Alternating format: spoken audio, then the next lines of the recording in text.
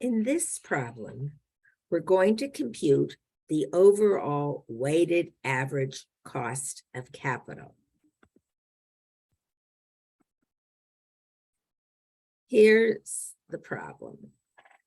The expected return on Honeywell International's parentheses HUN, H-O-N, equity is 12%, and the firm has a yield to maturity on its debt of 5.1%. Debt accounts for 28%, and equity accounts for 72% of Honeywell's total market value. If its tax rate is 39%, what is this firm's weighted average cost of capital? The weighted average cost of capital is the weight of debt times the cost of debt after tax, plus the weight of equity times the cost of equity. In this problem, we know that the weight of debt is 28%.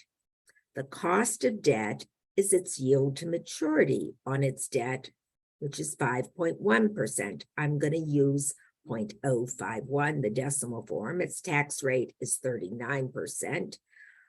So we multiply that by 1 minus the tax rate, and the weight of equity is 72% of its market value multiplied by the cost of equity, which is 12%.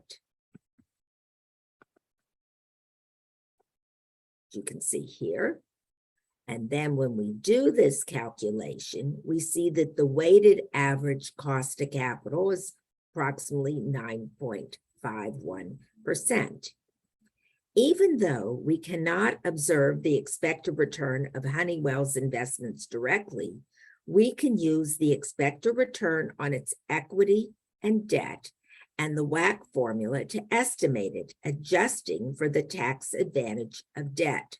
So what is this telling us? It's telling us that Honeywell needs to earn at least 9.51% return on its investment and current and new stores in order to satisfy both its debt and equity holders.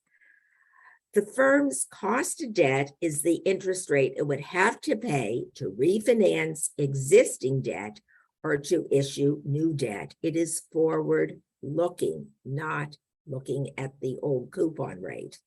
If the company also issues preferred stock, the cost of preferred stock equals the constant dividend on the preferred stock divided by the price today. Taxes affect the cost of debt, but not the cost of preferred stock or common stock, since dividends are not tax deductible.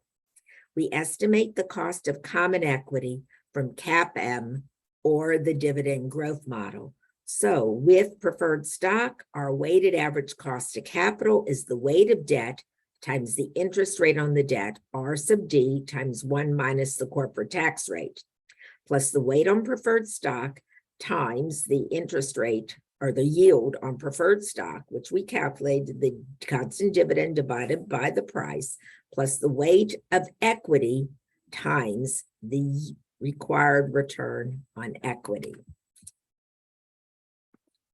So now you know how to compute the weighted average cost of capital. Thanks.